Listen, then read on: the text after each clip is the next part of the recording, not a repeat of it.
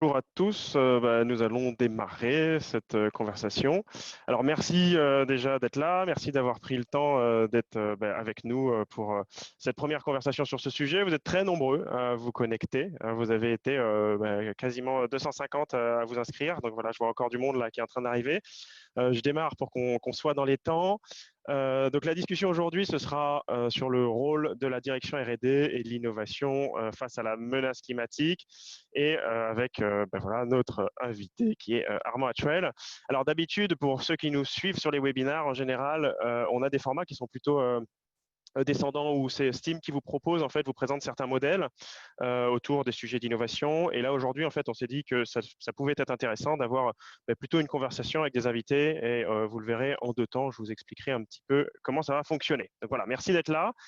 Donc de mon côté, je suis Fred Arnoux. Pour ceux qui ne me connaissent pas, je suis cofondateur de Steam. Donc Steam, c'est une spin-off des mines de Paris, du CGS, et on est spécialisé sur le management de l'innovation de rupture. Euh, donc, on a de forts liens, évidemment, du coup, avec le centre de gestion scientifique. Et du coup, c'est pour ça que voilà, j'avais envie de démarrer ces premiers échanges autour de ce sujet avec Armand Hatchwell. Donc, Armand Hatchwell, je vais te présenter, Armand. Donc, on le présente plus sur ces sujets d'innovation de rupture. Il a contribué à des avancées majeures sur les mécanismes, le raisonnement qui permet d'aboutir à des inventions, de l'innovation, à la création.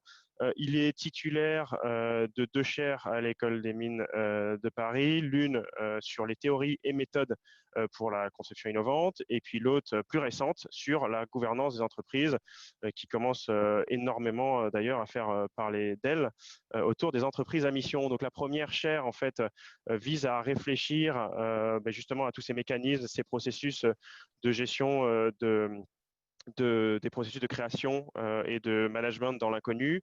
Et la deuxième vise à se poser la question de comment réinventer l'entreprise, les modèles de gouvernance voilà, autour de ces sujets-là. Et pour la petite histoire, assez récemment, la chaire gouvernance de l'entreprise a abouti à des éléments qui ont été introduits dans la loi Pacte suite à des travaux qui ont été faits avec les Bernardins, le Collège des Bernardins, et qui sont l'ensemble des sujets qu'on entend aujourd'hui là sur les entreprises à mission.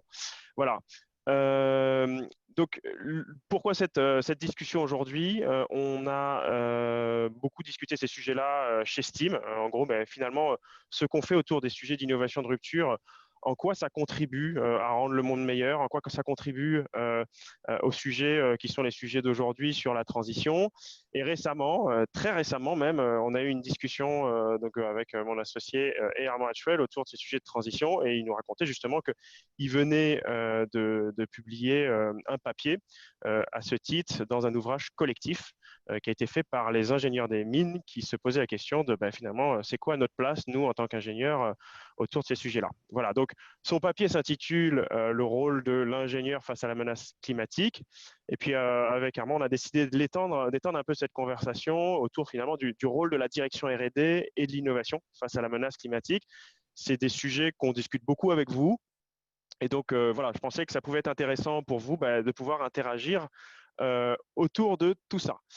Alors, pour un peu la logistique, là, de comment ça va se dérouler. Donc, on est un webinaire, vous êtes beaucoup. Voilà, on ne savait pas combien vous allez être à répondre à cet appel à la conversation.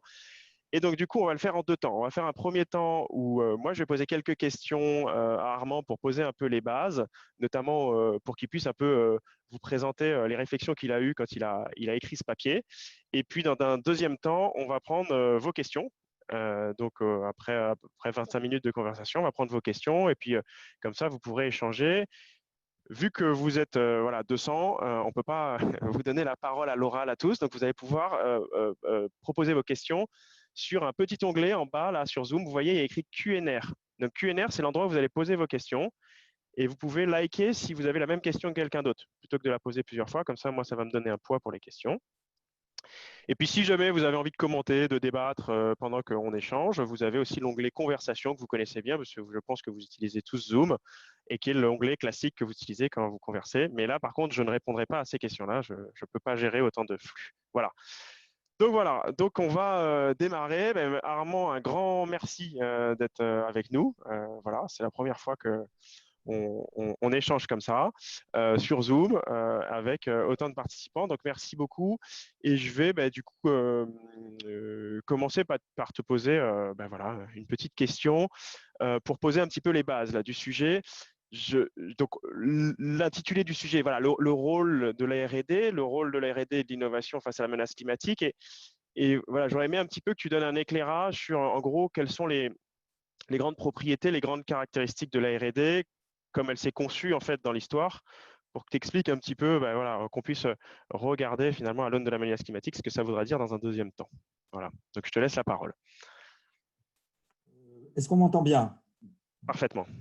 Bonjour à tous. Je suis absolument ravi de cette occasion d'échanger et particulièrement heureux que beaucoup de participants aient répondu.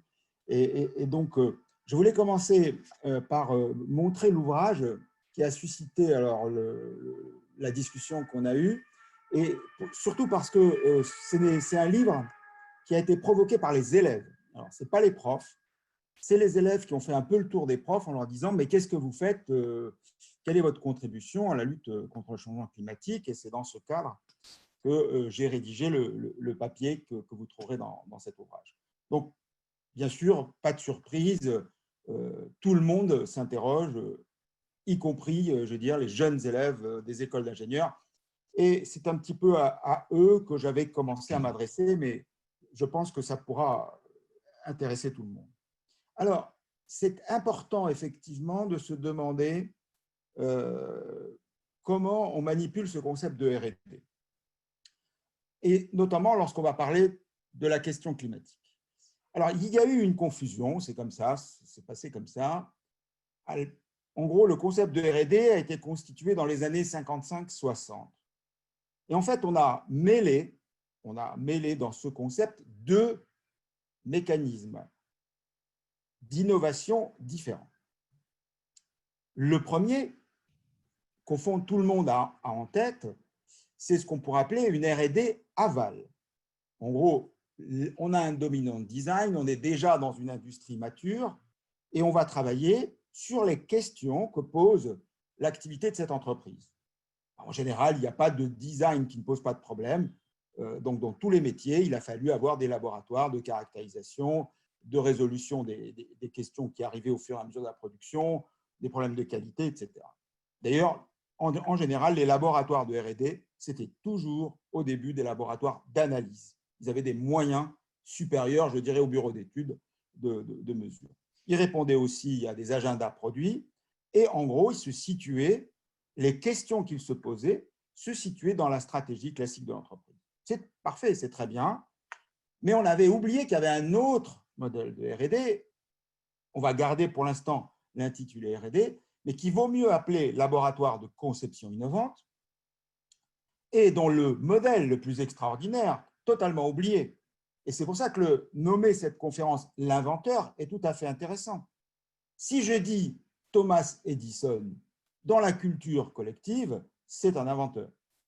Mais par contre, très peu de gens savent comment Edison avait structuré son entreprise. En plus, son entreprise, il l'avait précisément appelée les laboratoires Edison. Et là, on trouve quelque chose de tout à fait différent du modèle de la R&D aval des entreprises matures. Très vite, quelles sont les différences? Eh bien, évidemment, on ne se situe pas dans l'agenda du dominant design, et même au contraire, on va s'opposer à l'agenda du dominant design. Edison, sur la question du chemin de fer, sur la question de la phonie, sur la question de la lampe électrique, va aller chercher des solutions complètement radicales et qui le mèneront dans des voies que chacun sait, puisqu'il va créer 300 entreprises. Donc, dès là, je crois que ce qui est tout à fait important, c'est de distinguer ces deux modèles.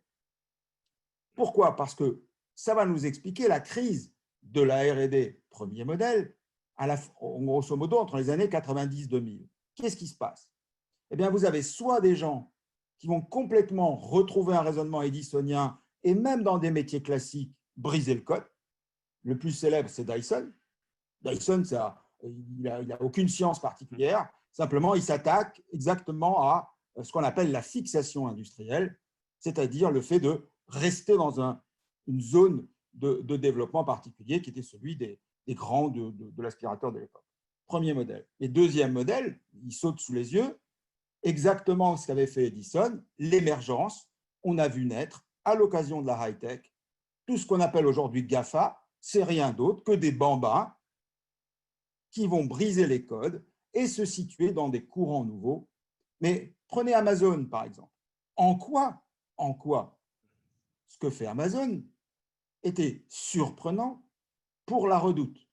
En quoi ce que fait Amazon était surprenant? Pour comprendre ça, il faut se dire qu'il n'y avait pas dans les entreprises classiques le type de raisonnement et le type de méthode de conception qui était l'équivalent des startups.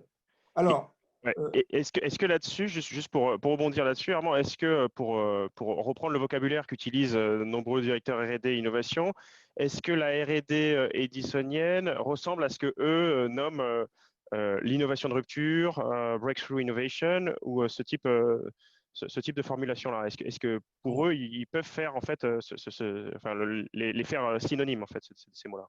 je dirais que si c'est un synonyme, c'est très bien, c'est souhaitable. Mais du point de vue, moi, je ne peux pas me prononcer. Pourquoi? Parce qu'il faut regarder si l'ensemble des logiques qu'on va trouver chez Edison sont présentes. Et par exemple, juste pour donner un exemple, la capacité à construire des modèles d'investissement tout à fait étonnants, en créant des espèces de consortiums d'actionnaires.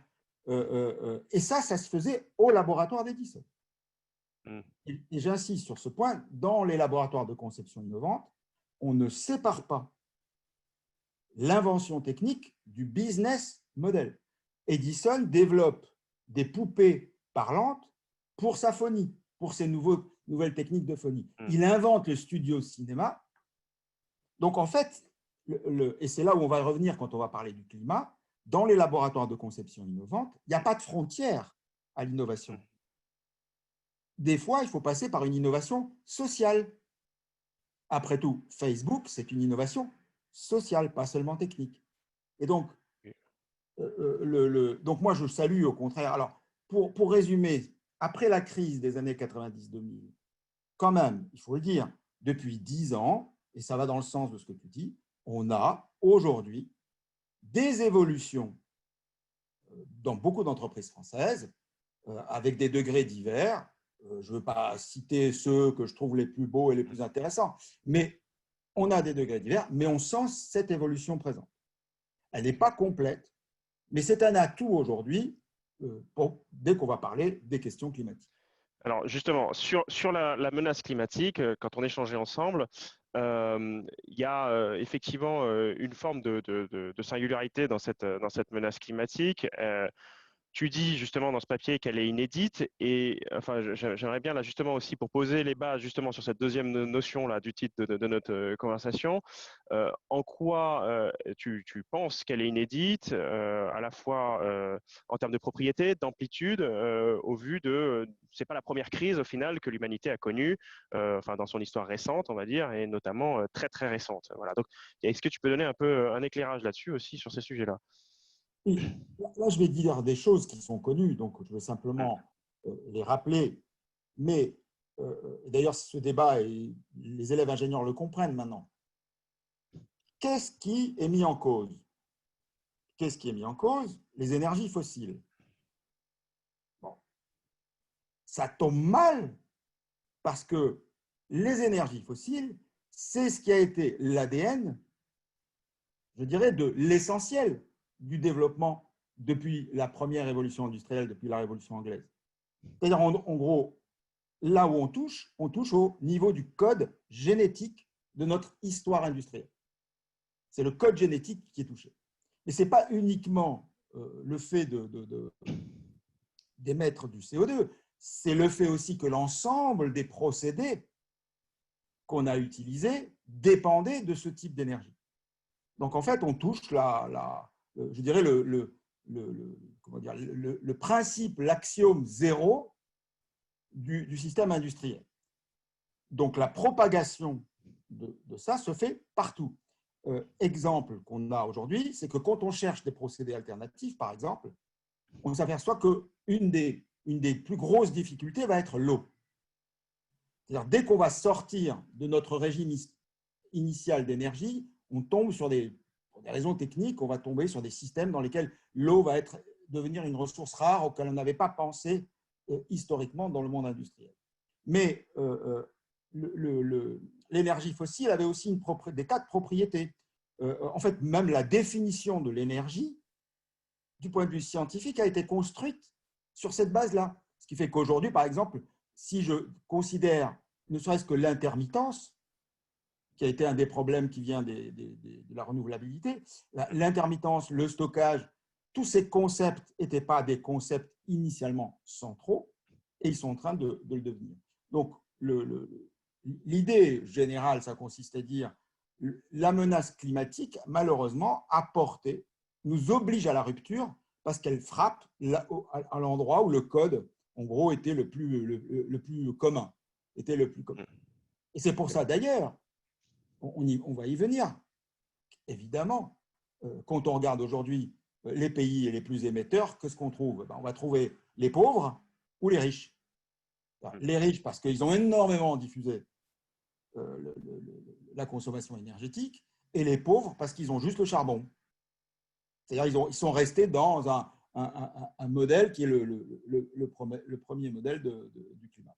Donc on est à peu près assuré en disant la question climatique est vraiment devrait dans nos têtes déverrouiller complètement tous les codes industriels.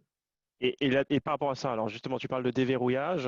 Dans ton papier, tu critiques un peu beaucoup le statu quo aujourd'hui, qui consiste finalement à devoir choisir entre deux leviers qui ne s'opposent pas, hein, mais qui sont finalement augmenter la part des énergies décarbonées, les ENR, et puis travailler sur d'autres leviers pour diminuer la consommation, ou certains parlent même de décroissance.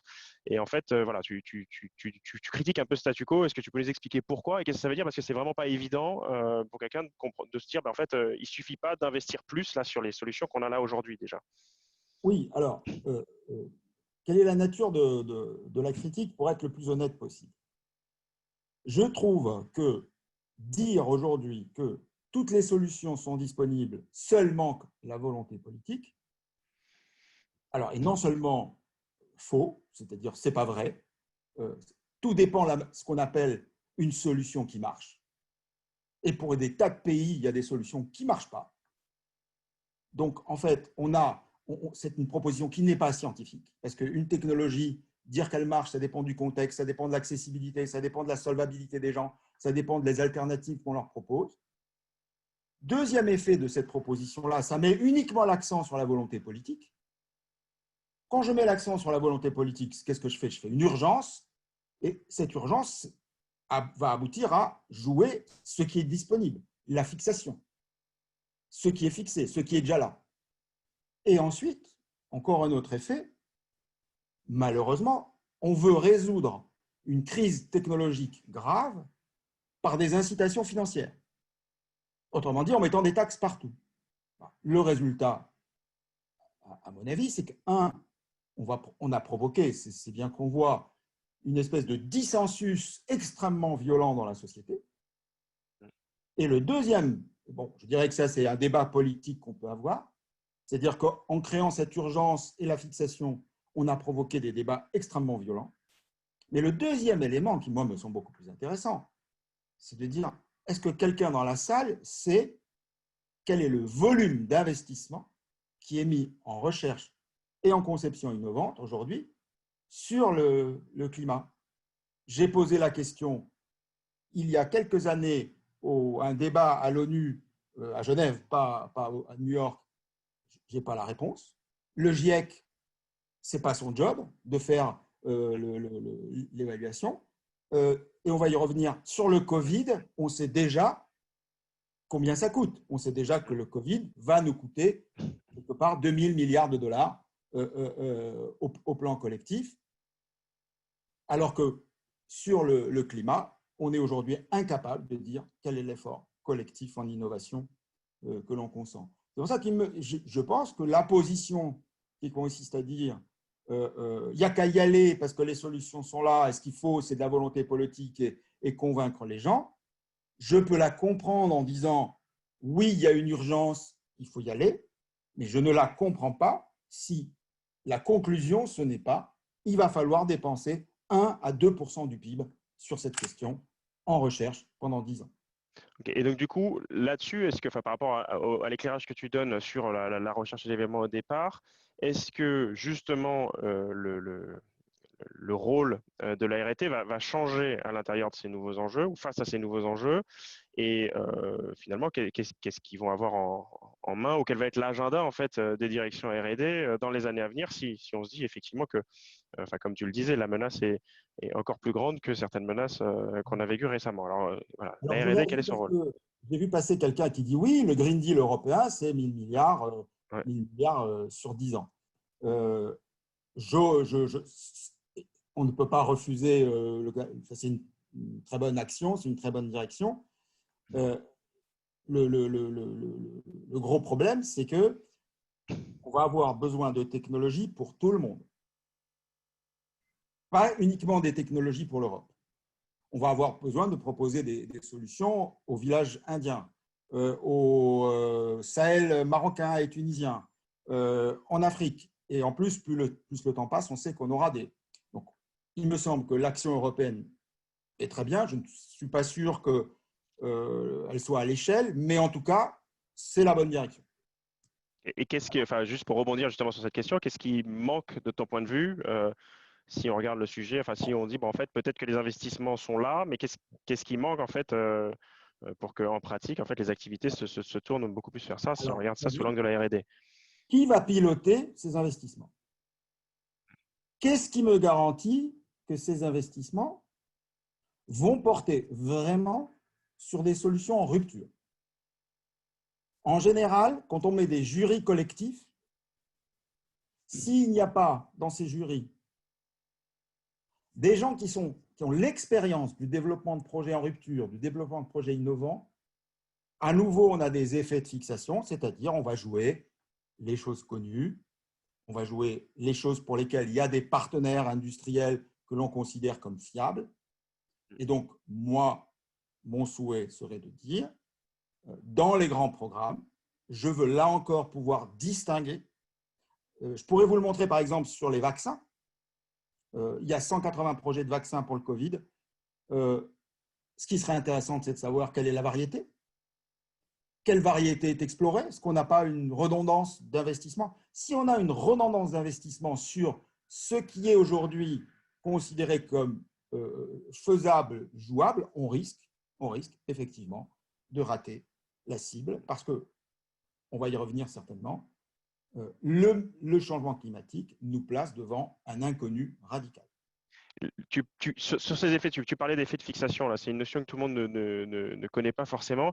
Est-ce que tu peux un peu l'éclairer, peut-être, par exemple, en t'appuyant sur la crise du Covid, parce que tu commençais à donner ces exemples, ou autres, hein, mais pour que les Alors, gens comprennent bien ce que ça veut dire qu'une fixation, en fait, surtout voilà. collective, en fait, c'est pas évident. L'effet de fixation, il est en gros très facile parce que à comprendre, c'est l'histoire de l'invention vous montre quoi? Elle vous montre en gros que face à une question, et alors je le dis parce que nous menons depuis 10 ans avec la théorie CK des tas d'expériences avec le laboratoire de neurodéveloppement de Olivier Houdet. Donc ce que je vais dire a été validé, publié, etc.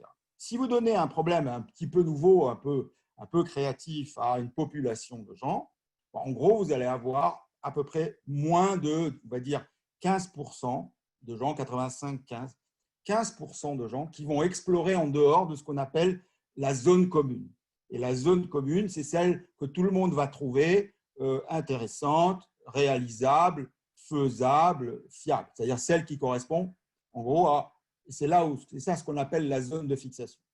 Donc aujourd'hui, réduire le bâtiment, si je prends l'agenda dans le monde entier, si je vais me balader un petit peu dans l'agenda que je vais trouver dans les différents pays, voire l'agenda européen, je vais retrouver un agenda de la fixation.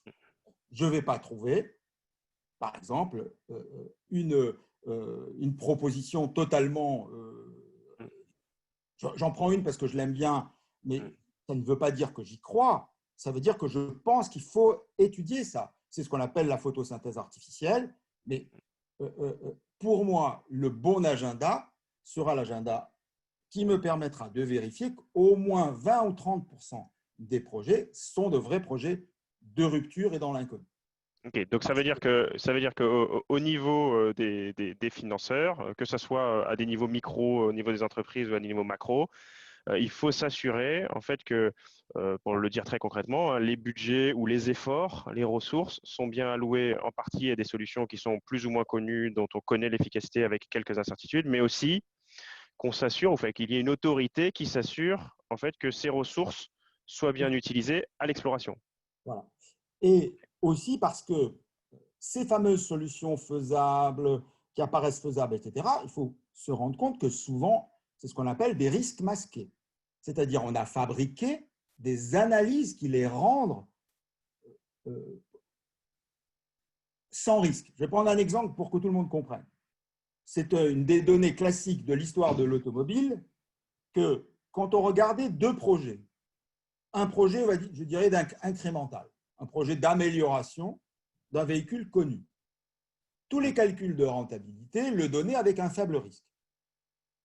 Puis quand il y avait une voiture un petit peu étonnante, un petit peu à côté, au contraire, elle était chargée d'un risque élevé. Or, l'histoire a montré, le plus souvent, que c'était une erreur. C'est-à-dire que le projet qu'on voyait comme non risqué était en fait beaucoup plus risqué qu'on le pensait parce qu'on était en fin de cycle de ce projet. On avait négligé le fait que ce projet avait précisément été risqué parce qu'il n'était pas innovant, parce qu'il ne présentait rien de classique. Donc ce biais, là aussi, est un biais bien connu. C'est que, alors, une anecdote, j'ai été pendant 5 ans à la direction, pas à la direction, mais en tout cas au conseil scientifique d'une agence suédoise qui s'appelle la Strategic Research Foundation, dans un programme qui s'appelle ProViking, j'y peux rien. Et on avait remarqué, effectivement, que les chercheurs, souvent, étaient un petit peu plus frileux qu'un certain nombre d'industriels. Et on avait remarqué que certains des projets qui nous étaient parus un petit peu fous, certains industriels les défendaient. Et c'est pour ça que je n'accuse jamais l'industrie de ne pas être courageuse. Au contraire, c'est pour ça que je reprends le modèle édisonien. C'est bien un modèle industriel. Pourquoi est-ce qu'on fait l'apologie des startups? C'est parce qu'on a quand même le sentiment que dans les startups, il y a une représentation différente du risque. Et je crois que demain, dans les programmes sur le changement climatique, il faudra qu'ils soient pilotés par des spécialistes de la conception innovante qui sont capables de détecter et d'impulser, ou en tout cas de demander à ce qu'il y ait une part de projet totalement en rupture. Et puis, autre conséquence très importante, on a l'impression que c'est de la planification. On nous dit on va dépenser X milliards tous les ans, comme si c'était une planification, comme si on allait faire 5000 logements, 5000 logements, 5000 logements, 5000 logements. Il est évident qu'il va y avoir des tas de surprises, il va falloir bifurquer, il va falloir changer de stratégie. Donc, le pilotage de ces projets doit être conforme au raisonnement de conception innovante dans l'inconnu. C'est pour ça que je n'ai pas de… à la fois, je dis que c'est dans la bonne direction, mais tant que je ne vois pas, c'est exactement comme dans les entreprises. Moi, je ne peux pas dire qu'une R&D est bonne si je ne vois pas comment elle est pilotée, quelle relation il y a entre l'ingénierie d'innovation, le management de cette équipe et la gouvernance. Si je ne vois pas ces 3 étages fonctionner. Et voilà, je crois que c'est aujourd'hui le challenge qu'on a aussi bien au niveau micro qu'au niveau macro. Et si on redescend au niveau, tu as beaucoup expliqué effectivement des niveaux macro qui sont effectivement importants parce que pas mal d'enjeux dépassent justement les entreprises puis les industries. Si je suis directeur R&D, moi, ou directeur de l'innovation dans une entreprise, donc parmi l'audience, c'est la plupart du public, des directeurs R&D, des directeurs d'innovation. Finalement, en fait, quel levier je vais avoir en main ou quels vont être en fait les grands changements de paradigme que vont opérer sur moi là ces nouveaux enjeux, alors qu'ils sont pas nouveaux, mais qui sont de plus en plus présents en fait dans leur agenda. Qu'est-ce qu'ils doivent changer à l'intérieur de leur entreprise pour faire correctement face à ces enjeux-là? Mais je dirais que pour un patron de R&D, la menace climatique est un levier formidable. Pourquoi? Ben, tout simplement parce que c'est à partir de cette menace, on va revenir ensuite sur le fait que sur la notion de menace ou pas. Mais quand j'ai une menace très très forte, alors j'ai la possibilité cette fois de justifier des projets qui vont remettre en cause assez fortement le dominant design. Sinon, je n'ai pas le droit. Sinon, je vais être viré. Et donc plus la menace va être importante, plus je vais être capable de justifier Voilà. Et des c'est comme projets. ça. Ok. Et à nouveau, pour dire qu'il y a des industriels qui raisonnent comme cela. Moi, j'ai travaillé beaucoup avec des patrons qui étaient capables de lancer dans leur R&D des projets, je dirais, dont ils ne croyaient pas trop à la réussite commerciale, mais parce que c'était des endroits et des projets qui permettaient de rediscuter le dominant design. Avec un grand patron qui est devenu célèbre aujourd'hui pour des tas de raisons, je ne nommerai pas, et qui a écrit justement le rapport sur les entreprises à mission. Il m'avait demandé un jour à quoi servent les concepts en rupture, et je lui ai dit les concepts en rupture vous servent à innover dans votre produit de base. Parce que sur votre produit de base, vous êtes tellement pris par le système industriel, les contraintes sociales, la compétition, que vous avez les mains liées.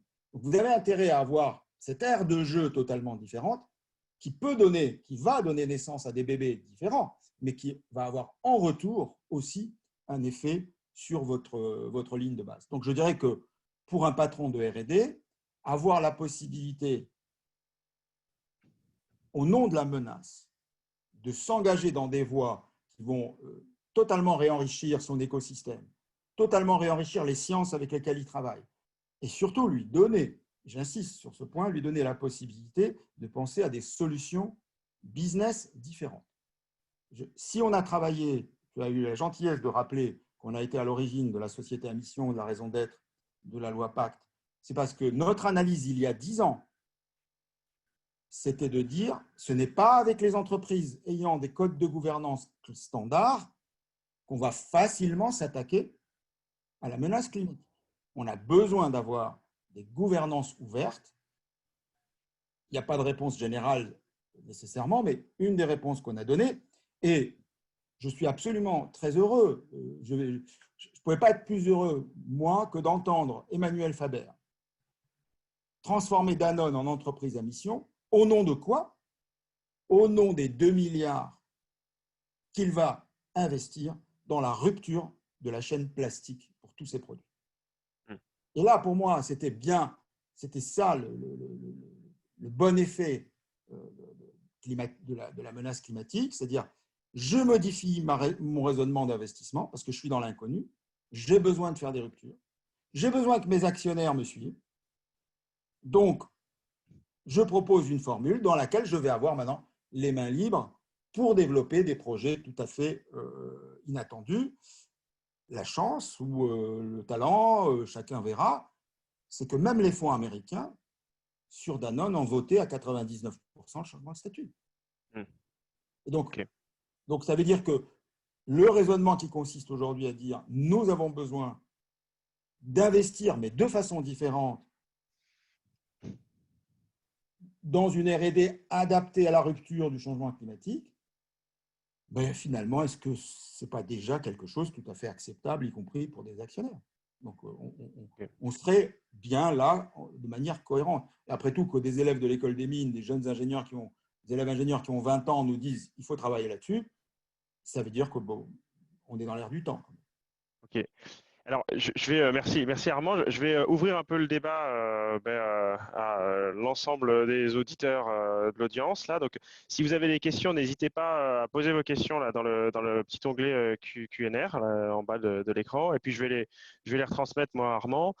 Donc allez-y, posez vos questions, n'hésitez pas, c'est le bon moment là pour le faire. On a une première question là que je vais te poser, Armand, de Vincent Olivier, qui dit: on voit que les enjeux dont vous parlez dépassent de loin la simple technique. Vous parlez dans le cadre de la menace climatique des énergies fossiles, mais ces dernières ne sont que les outils d'une société industrielle conçue et gérée par les ingénieurs qui montrent aujourd'hui ses limites. Et la question n'est-elle pas celle du pouvoir politique des ingénieurs que vous proposez d'étendre jusqu'aux villages indiens et africains? Alors, c'est une très bonne question et elle renvoie, à mon avis, au problème de gouvernance. Et après tout, puisque j'ai défendu la société à mission, qu'est-ce qu'il y a dans une société à mission? Il y a une gouvernance spéciale qui est un comité de mission.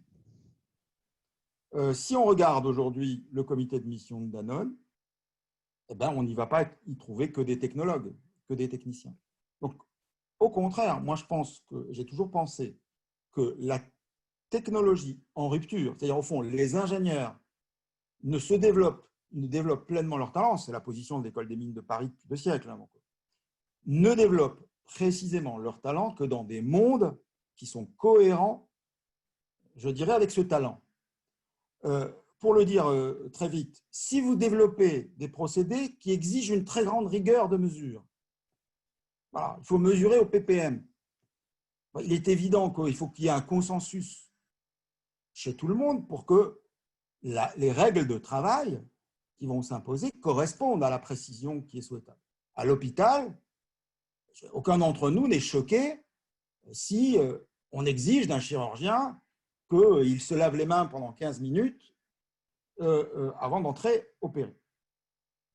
Et donc, aujourd'hui, ma position consiste à dire que les technologies en rupture développées par des ingénieurs, mais pas que par des ingénieurs, ne peuvent pas se faire s'il n'y a pas des gens qui sont des inventeurs du social tout aussi talentueux, des inventeurs de valeurs, des inventeurs de marques qui vont avec. Et donc, pour moi, c'est ça qu'exprime aujourd'hui la nécessité d'avoir dans les entreprises une gouvernance réouverte. Et encore une fois, pourquoi? Parce que vous ne pouvez pas faire de la rupture technologique sans une pensée de l'écosystème dans lequel vous êtes. Et quand je dis l'écosystème, c'est aussi bien les valeurs, le social, les règles juridiques, y compris les règles juridiques. Voilà. Et donc, je remercie pour la question parce que ce n'est absolument pas allez-y les ingénieurs, débrouillez-vous, à vous de fixer tous les critères de gestion. Ce n'est pas ça, c'est l'inverse. Okay. Si je veux que mes ingénieurs soient libres de penser, donc qu'ils inventent des concepts tout à fait en rupture, alors j'ai besoin de les aider et de leur mettre un environnement qui va venir les nourrir en leur disant voilà. Et que ce soit des ingénieurs ou une école d'ingénieurs assez ouverte, assez généraliste, c'est pas une école où il y a où on a eu un prix Nobel d'éco et où on a des sociologues dans tous les couloirs. Mais qu'on ait, nous, développé l'entreprise à mission, c'est parce qu'on pense que les grands projets de rupture exigent une gouvernance spéciale. Voilà, okay. Ça va vraiment dans ce sens. Il y a une question sur le temps. Temps long face à l'urgence climatique. Donc, Cécile Coulombet là, qui nous dit les temps de la R&D, conception innovante, ne sont pas trop longs face à l'urgence de la menace climatique. Quel est ton point de vue? Oui, mais c'est le débat. Et la seule réponse que je peux donner, c'est il faut faire les deux. On n'a pas le choix. Qu'est-ce que fait un médecin devant un arrêt cardiaque violent? Bon. Il essaye de maintenir le malade le temps qu'on puisse lui donner plus tard, dans des bonnes conditions, la bonne réponse. Mais comment appelleriez-vous, vous, un urgentiste qui tuerait le malade? L'urgence ne justifie pas tout. Est-ce que l'urgence justifie que l'on brise le tissu social, que l'on arrive à avoir des révoltes qui brisent? Je voudrais simplement rappeler qu'on a dans ce pays brisé des dispositifs techniques et on a mis la démocratie en danger. Donc, l'urgence ne justifie pas tout. L'urgence justifie des choix très éclairés. Et c'est pour ça que il se trouve que j'ai travaillé il y a très longtemps sur les urgences médicales. Qui on met aux urgences? On met des gens très, très compétents.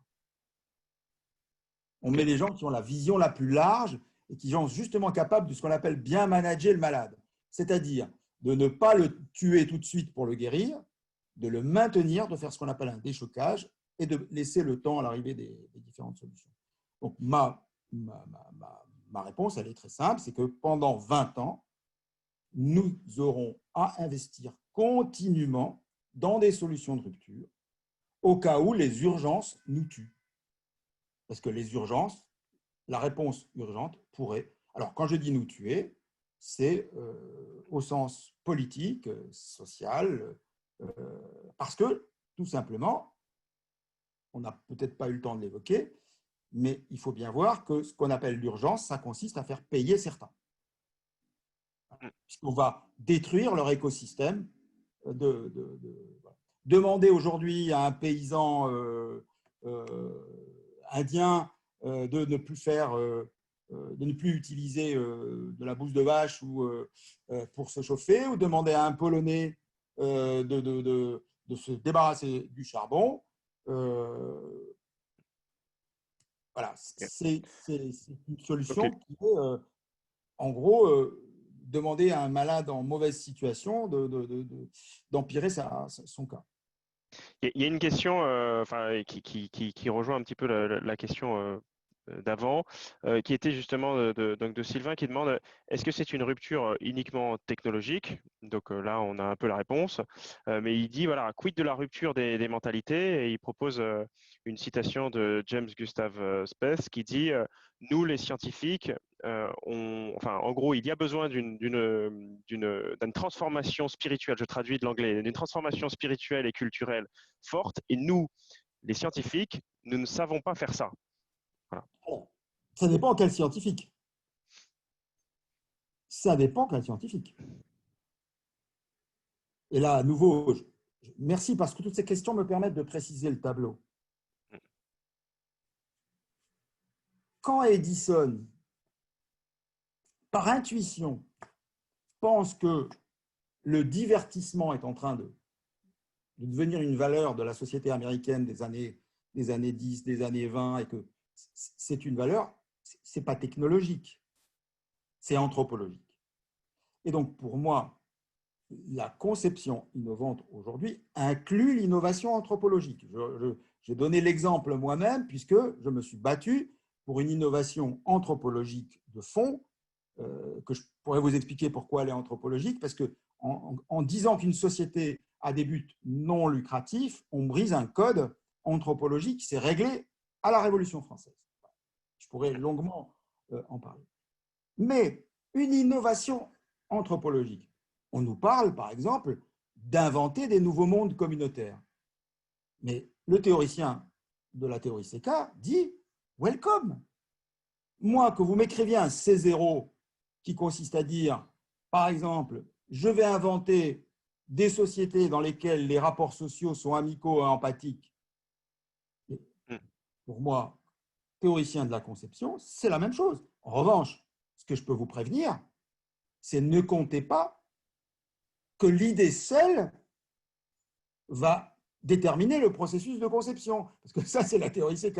La théorie CK, elle vous dit, attention, vous avez confondu l'idéation et le processus de conception. Pour créer des sociétés dans lesquelles il y aura sobriété, frugalité, etc., vous risquez d'avoir à reconstituer une bonne partie du stock de connaissances.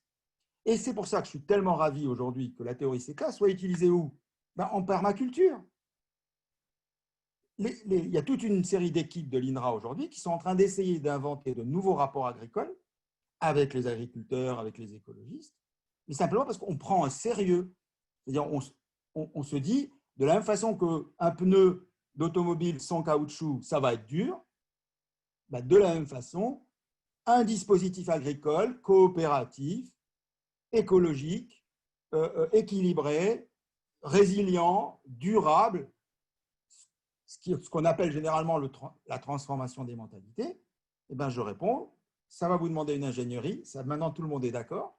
Il y a toute une série de papiers aujourd'hui qui sont en train de sortir sur ces cas et politique. Ça va vous demander du management, donc de la gestion des ressources, du temps et de la coopération, et ça va vous demander de la gouvernance, c'est-à-dire il va y avoir des décisions d'investissement. Donc, moi, je dis welcome les idées qui sont des idées d'innovation anthropologique, mais qu'on les prenne aussi au sérieux dans leur management que les idées qui viennent de la techno. Et tu as beaucoup parlé, bon, parce qu'effectivement, je disais en introduction que tu étais titulaire de 2 chaires, donc l'une sur la gouvernance, l'une sur la conception. Conception, effectivement, autour de CECA, qui est une théorie qui permet de modéliser l'ensemble des sujets dont on vient de parler là. Et là, il y a une question justement sur cette autre partie sur l'entreprise à mission, et on voit qu'il y a un lien fort, enfin tu le rappelles ici et tu le martèles souvent, qu'en fait il y a un lien fort finalement entre l'entreprise à mission et les processus de conception dans l'entreprise. La question de Mario, elle dit quand on voit l'exercice d'écriture des raisons d'être, cela peut se transformer en une simple écriture d'une vision d'entreprise, sans fonction d'audit ou de contrôle. Et il demande jusqu'où le dispositif devrait être avancé pour que cette gouvernance politique, sociale, implique une véritable action collective, s'appropriant des enjeux d'innovation que l'on évoque. Alors, illustration peut-être d'abord de mon propos, juste pour vous donner un élément d'histoire que Fred, tu connais bien, puisque Fred et Benjamin, vous avez assisté à tout le film. Donc, en gros, la chaire TMCI, elle a démarré en 2009. En 2009, on n'avait pas du tout encore consolidé le programme entreprise. On avait des idées, mais pas vraiment. Mais plus on avançait, plus qu'est-ce qu'on nous disait? On nous disait, mais dans énormément de patrons de R&D, de collègues, dans des tas de séminaires, tout le monde nous disait, c'est vachement bien vos trucs, mais il y a un plafond. On disait, mais c'est quoi le plafond? Ah, ben voilà, le COMEX, il ne comprend pas. Donc, on avait un retour de tout le monde qui nous disait, vos outils, la chaire TMCI, vous développez l'ingénierie et le management, mais ça bute sur la gouvernance. Et pour le dire de façon extrêmement simple, c'est l'argent de la chaire TMCI qui a servi d'amorce et de seed money avec Veolia pour créer la chaire TE. Et la chaire TE, c'était exactement, j'applique la méthode, c'est-à-dire on s'est dit, si on ne part pas en rupture sur cette question, ben on y sera encore si on compte sur les outils existants, etc. Bon. Maintenant, la rupture, ça ne garantit pas le succès, pas plus que le fait d'être dans le dominant design. Mais aujourd'hui, très honnêtement, je ne m'attendais même pas à l'impact. Je veux dire, pour moi, le fait que Danone devienne entreprise à mission, c'est surtout un signe, non pas qu'ils vont devenir vertueux, personne ne va devenir des saints, mais qu'ils ont trouvé l'outil de gouvernance. C'est exactement le même problème. Je ne suis pas en train de dire à tout le monde, faites de la rupture, faites de la rupture, faites de la rupture. Je dis que s'il n'y a pas l'équilibre entre le dominant design et la rupture, on met en danger tout le monde. Donc, la bonne réponse, c'est comment gouverner, comment avoir une gouvernance qui est capable de piloter ces deux régimes, que ce soit au niveau Europe, de façon à ce que les milliards n'aillent pas aux solutions déjà faites et m'abandonnent une bonne partie de l'humanité, au niveau de chaque entreprise, et puis au niveau même d'une équipe Très concrètement, pour le directeur R&D, le fait d'avoir, donc par exemple, mettons un directeur R&D dans une entreprise agroalimentaire comme Danone, le fait d'avoir posé une mission, une raison d'être, qu'est-ce que ça change dans un moment très concret de décision? Qu'est-ce que ça change pour lui en fait sur des arbitrages, en fait, sur des projets, d'avoir une entreprise avec une raison d'être ou non? Qu'est-ce que ça lui permet d'avoir? En gros, quand il va faire son agenda de projet, s'il y a un concept qui lui semble intéressant, mais ce concept, il ne peut pas immédiatement le relier, je dirais, au roadmap de l'entreprise. Voilà. La roadmap produit, la roadmap marketing, il ne peut pas le relier. C'est compliqué, on ne sait pas, ce n'est pas clair. Eh bien, il faut qu'il ait des recours de gens qui vont être des gens capables de dire oui, on le fait quand même, on y va quand même. Et on fait un pari sur le fait que ça va être utile. attention, le pari, ça ne veut pas dire pas de management. Ça veut dire on va manager ça. C'est ça qu'on manage. C'est-à-dire que quand j'étais en Suède, on ne parlait plus d'évaluation des projets. On parlait de la valuation des projets. Valuation, not evaluation. Evaluation, ça veut dire j'ai un standard, tu colles ou tu colles pas. Qu'est-ce que c'est que la valuation? C'est exactement l'inverse. Qu'il y a une nouvelle techno qui naît, on lui dit ah ben, il faudrait trouver des usages. L'usage, inventer un usage, c'est valuer. C'est-à-dire je donne de la valeur à.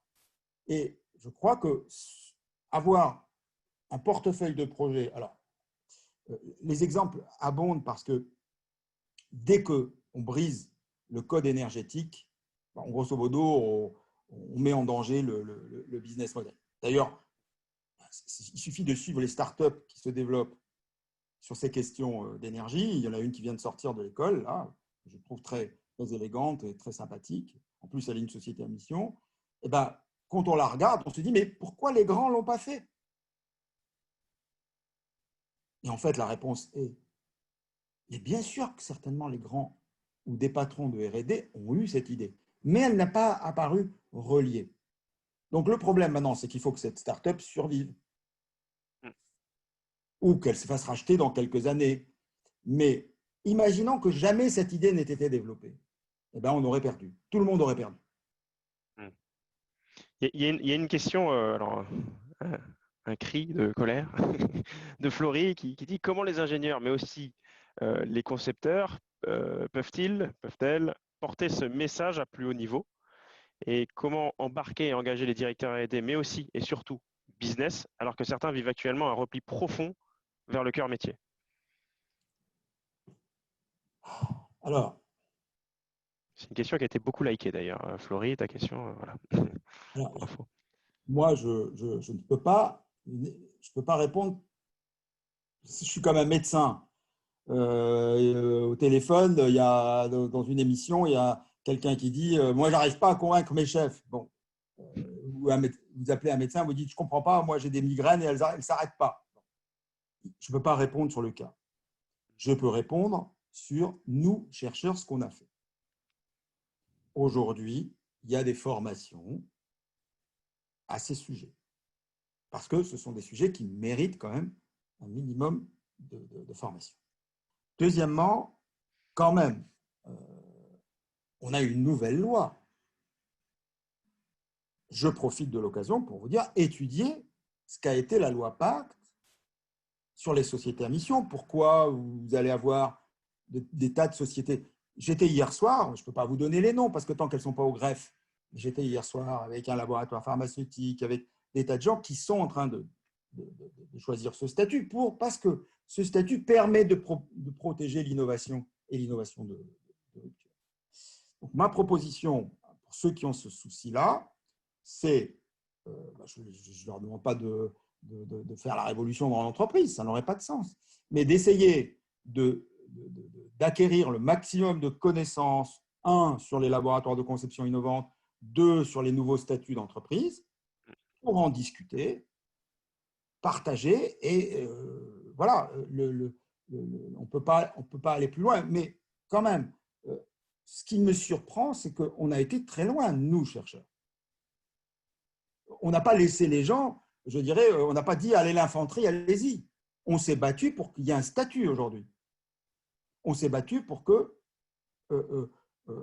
des gens puissent dire mais je ne comprends pas qu'aujourd'hui, mon entreprise n'ait pas une raison d'être. Maintenant, une raison d'être, ça ne suffit pas.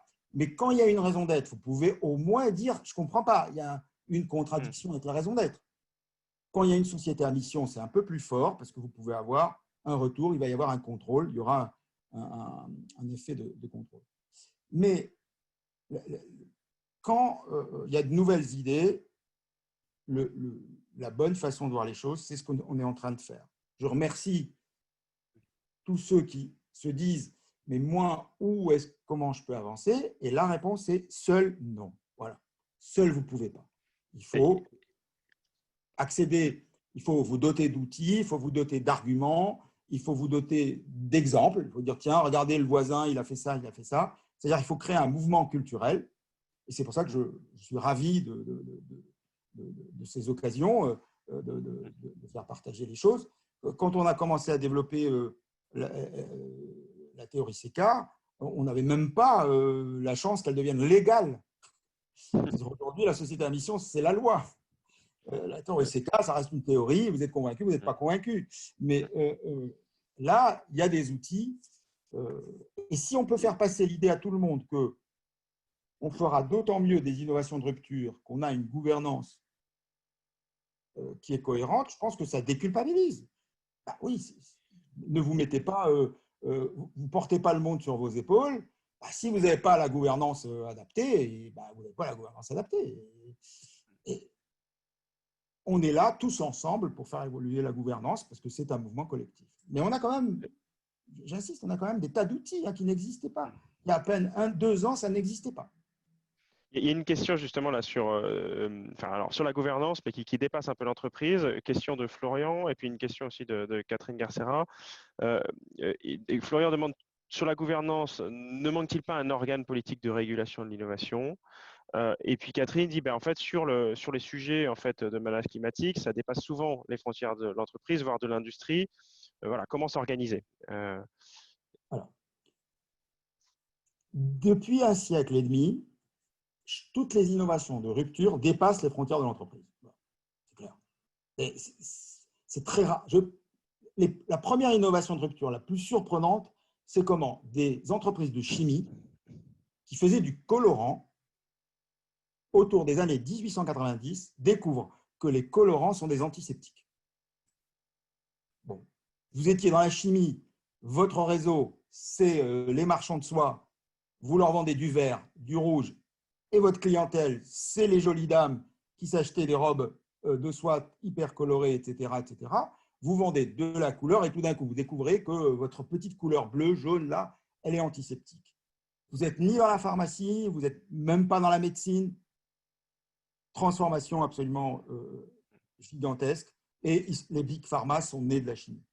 Donc, le concept de rupture, c'est toujours un travail écosystémique. La différence, c'est que quand on a des laboratoires de conception innovante, ils développent cette compétence. Alors, si là aussi vous cherchez des exemples, la grande force d'Intel a été très tôt. Vous savez que vous pouvez lire la loi de Moore, non pas comme une injonction technique, mais comme un acte de fédération d'écosystèmes. Et nous avons travaillé sur un truc qui s'appelle ITRS, International Technology Roadmap for Semiconductors, là encore Fred connaît ça très bien, où on a montré que s'il n'y avait pas eu des coopérations assez haut niveau de roadmap, il n'y aurait pas eu les ruptures qu'on a connues dans les semi-conducteurs.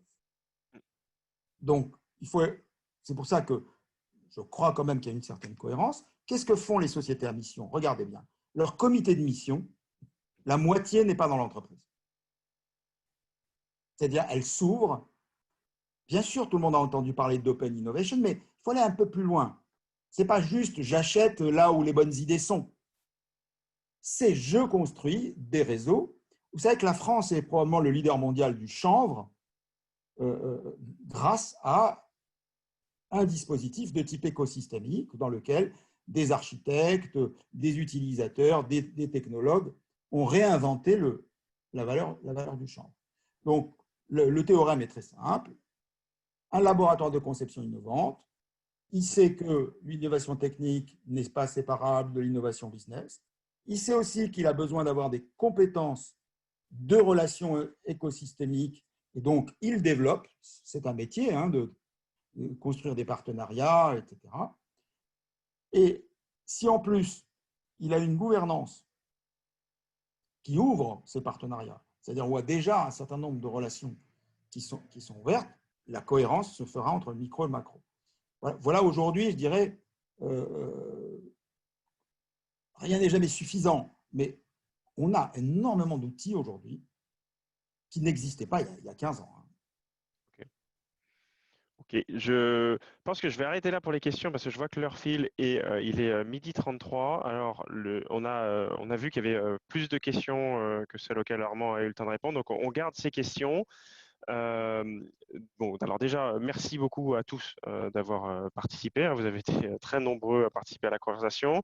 Merci beaucoup Armand d'avoir pris le temps de répondre à toutes ces questions, d'expliciter un peu ces propos-là, et notamment autour de ces sujets de menaces climatiques, qui est en plus un des nouveaux axes du programme de la chaire TMCI que vous avez développé. Donc c'est des sujets que vous étudiez là en tant que chercheur aux mines. Donc moi, ce que je peux vous proposer là, donc je vois parce qu'il y a effectivement une bonne dynamique là qui s'est créée, c'est continuer. Là, c'était la première conférence qu'on voulait faire autour de ce sujet, l'inventeur face à la transition.